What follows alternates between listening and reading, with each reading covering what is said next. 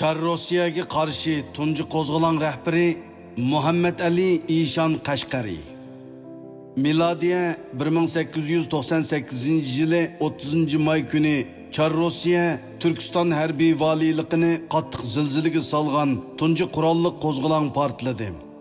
O'ruslar G'arbiy Turkistonni ishg'ol qilgandan keyingi bu tunji cho'ng qo'zg'olonning yo'l boshchisi bir Uyg'ur edi. Tarixchilar u qo'zg'on mazkur qo'zg'olonni oldingi asr Markaziy Osiyo Turkiy xalqlari ichidagi milliy mustaqillik kurishining boshlanishi deb baholagan.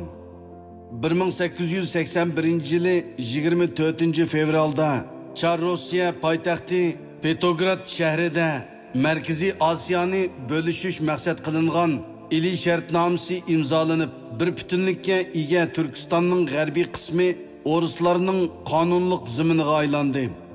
Sharqiy Turkiston Manjularga bo'lib berildi. Har ikki taraf bir-birining yangi ziminining egilik huquqini e'tirof qildi. Bu echinishlik davr ishg'oliyat ostidagi xalq orasida qahramonlarning yetishib chiqishiga shohid bo'ldi. 1898-yili 30-may Anjan qo'zg'olonining yo'l boshchisi Muhammad Ali Ishan shularning biridir. U 1852-yili ayni chog'dagi Qo'qon xonligiga qarashliq Marg'ilonda tug'ilgan Uyg'ur pushti edi. Mazkur qo'zg'olon tarixda Anjan qo'zg'oloni deb atalgan bo'lib, 2024-yili mazkur tarixiy voqeaga to'g'ri 126 yil to'shdi. Muhammad Ali Ishanning bovisi Sabraxun va otasi Muhammad Sabraxunlar ayni chog'da Qashqariya nomi bilan mashhur bo'lgan Tarim vodisidan Farg'ona vodisiga ko'chib borgan Uyg'urlardan edi. 1847-yili Manjularning qirg'inchiligidan andish qilgan qo'zg'olonchi Uyg'urlar xo'jalarga agishib Tarimdan Farg'onaga ko'chib ketishgan edi. Ularning ichida Muhammad Ali Ishanning bovisi Sabraxun va otasi Muhammad Sabrmu bor edi.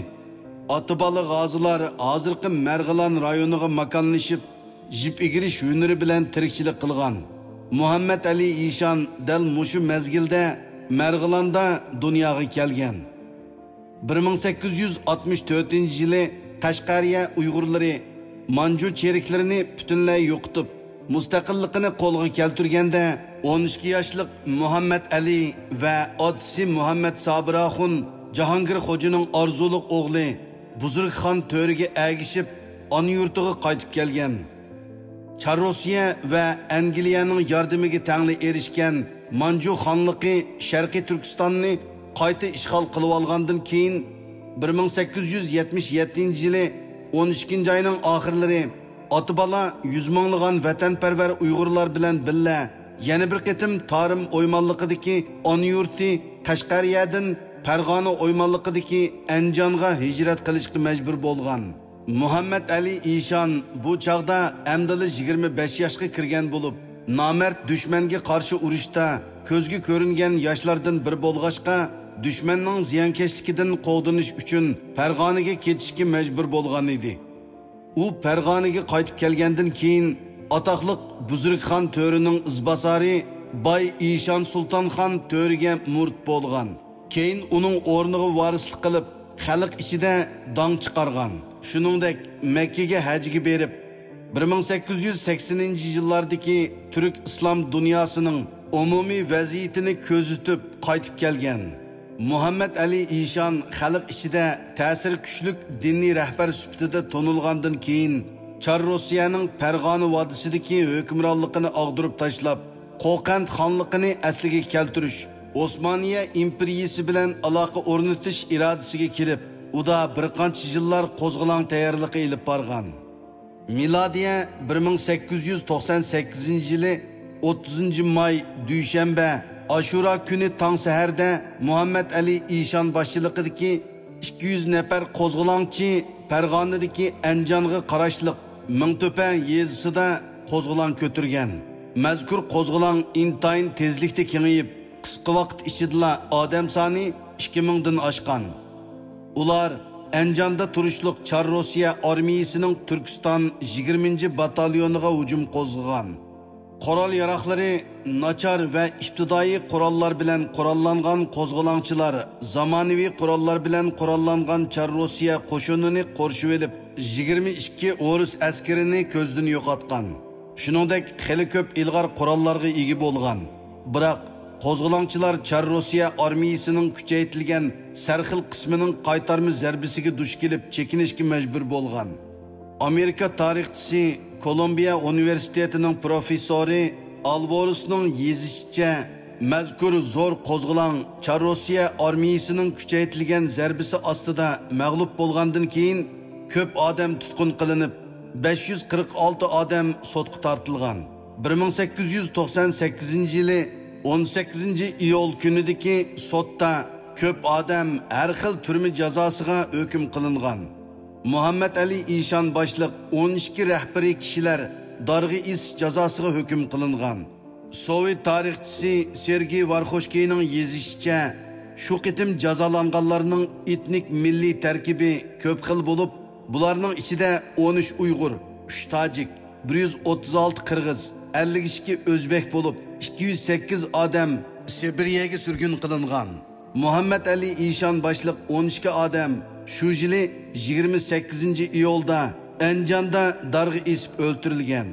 Darg'i isilganlar asosligi bu qitimki qurolliq qo'zg'olonning g'olliq tayanch rahbarlari edi.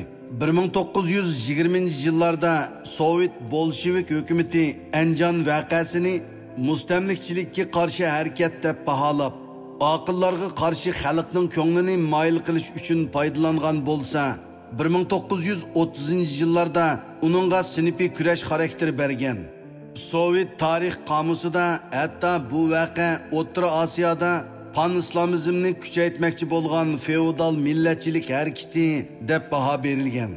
1991-yili Sovet ittifoqi yemirilib, mustaqil jumhuriyatlar qurilgandan keyin Markaziy Osiyo rayonida Char Rossiya hatto Sovet hukumatiga qarshi yuz bergan qarshilik harakatlari birdek holda milliy ozodlik, milliy mustaqillik harakati deb baho berilgan bo'lib, Sovet hukumati tarafidan qoralangan yerlik millat boturlari va arboblari milliy qahramonlarga aylangan.